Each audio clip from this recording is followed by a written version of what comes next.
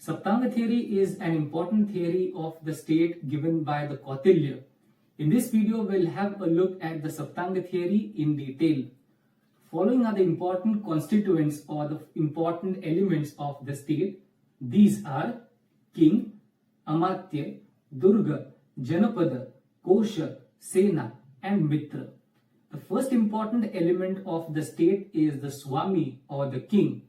As per Kautilya, king is at the center of the state. In words of Kautilya, king or the Swami is at the Nabhi of the Rajya. Kautilya says that the king must be brave, rational, calm, composed, and preferably the king should come from the higher caste or he should come from the Kshatriya Varna. The king should also aspire to become the Chakravarti Samrat or the most powerful king. Second important element of the state is Amatya or the ministers.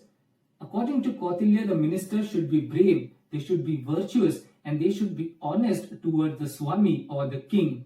Kautilya says that the king must have at least 3 ministers.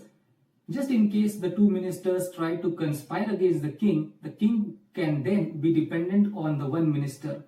The Kautilya has called Amatya as the second important element of the state. This is because the Kautilya says that the king cannot run the empire on his own and he needs the prudent advice and the honest advice of his ministers. Kautilya says that the single wheel cannot run the chariot and hence the king must depend or the king has to depend on the ministers, and so the king should wisely select his ministers. The third anga of the state is the Durga or the fort. Kautilya talks about the 4 types of forts, that is the hill fort, water fort, desert fort and forest fort. The third important anga or the element of the state is the Janapada, which comprises people and territory. Kautilya says that in the happiness of the people lies the happiness of king, and so the king should have a welfare orientation towards the people. Kautilya also says that the king must collect taxes from the people just as the bee collects the nectar from the flower. Just as the bee does not damage the flower while collecting the nectar, similarly the king should not damage or hurt the people economically while taking or collecting taxes from them. The fifth important element of the state is Kosha or the treasure. Kosha is important for Palana and Raksha of the empire. The sixth important element of the state is Sena or the army. Kautilya talks about a variety of armies. That is hereditary army, hired army, army of the Mitra state, wild tribes and corps of soldiers.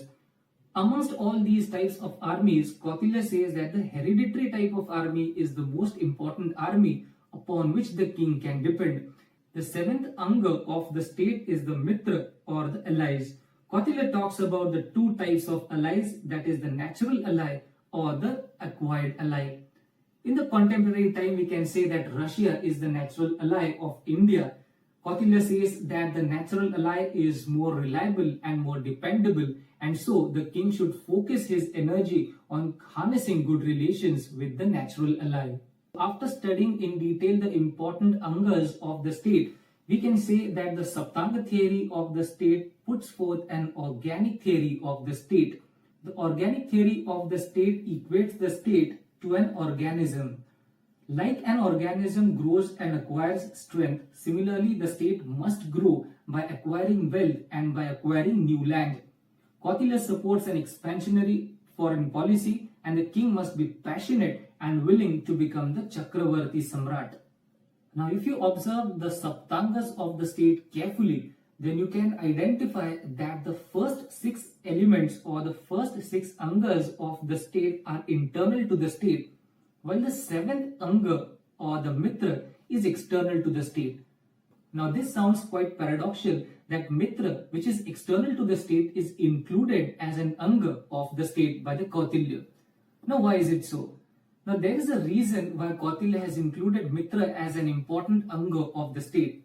This is because the Kautilya had rightly identified that the state does not stand in political isolation in the global arena. There are several competing states existing in the global arena, and if the king aspires to become the Chakravarti Samrat or the state aspires to become a very powerful state, then it cannot do on its own, and it must take the support, and it needs the support of the Mitra or the allies.